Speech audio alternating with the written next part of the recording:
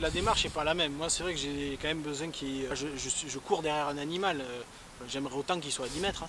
Ça serait plus simple, voilà, pour aller l'observer et tout ça.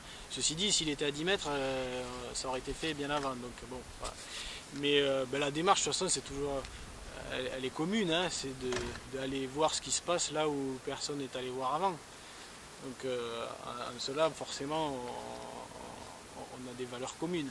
Ce qui est sûrement même d'ailleurs une sorte de défaut. Là je parle pour moi, mais j'ai du mal à me contenter de ce que m'offre la vie de tous les jours.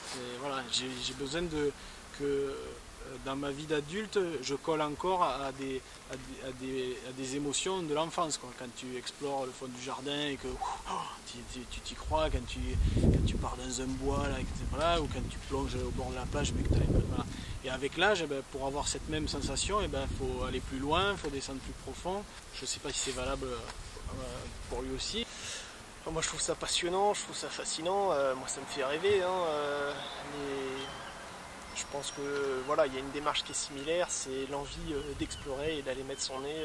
Finalement là, il y a peu de gens qui ont eu l'occasion d'aller voir. Et bon, moi j'ai qu'une envie, c'est d'y retourner. Je me concentre plus sur les régions polaires parce que ça fait quelques temps que je fais ça et puis on peut pas tout faire. Donc j'aimerais bien, mais bon, pour le moment je reste sur les régions polaires et l'Arctique et puis il y a tout à faire. Hein. Je connais pas l'Antarctique, mais bon, il y a des similitudes, il y a beaucoup de différences aussi, mais l'Arctique c'est des régions qui sont prises dans les glaces. En tout cas je parle de l'Arctique qui est prise par la banquise, qui est inaccessible la plupart du temps, et en tout cas son accessibilité nécessite des très très gros moyens logistiques.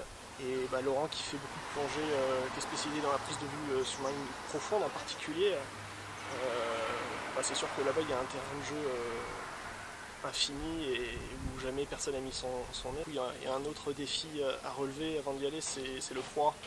Parce que plonger 1 heure dans de l'eau froide, y passer plusieurs heures, c'est pas la même chose. Voilà.